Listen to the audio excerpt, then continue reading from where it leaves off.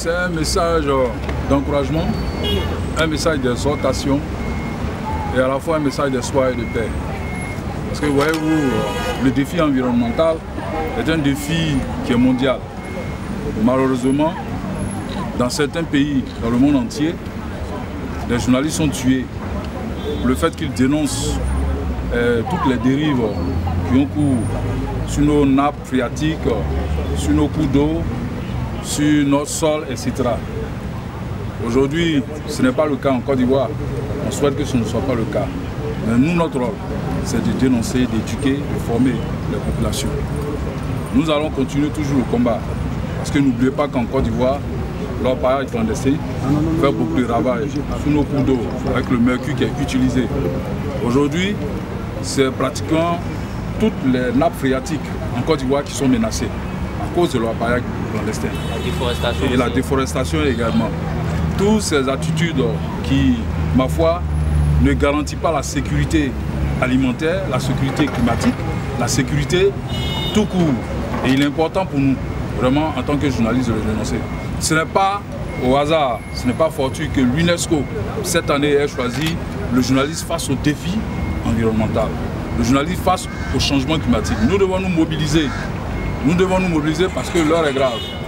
L'heure est grave. Dans le monde entier, tout le monde se mobilise. Quand il fait chaud, là où il ne doit pas faire chaud, ce n'est pas une seule personne qui est impactée, c'est tout le monde qui est impacté. Quand par exemple, au niveau de nos récoltes, il y a ce qu'on appelle, comment on appelle ça, il y a une baisse de la moisson.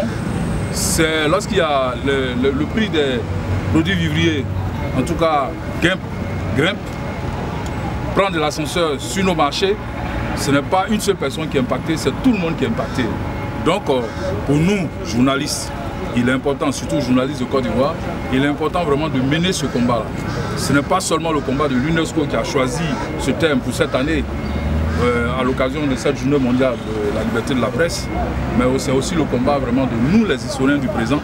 C'est à nous de nous mobiliser afin que nous puissions éduquer, sensibiliser, former nos populations sur les dangers du changement climatique, sur les conséquences de nos actes et qui impactent négativement sur notre climat, à nous tous.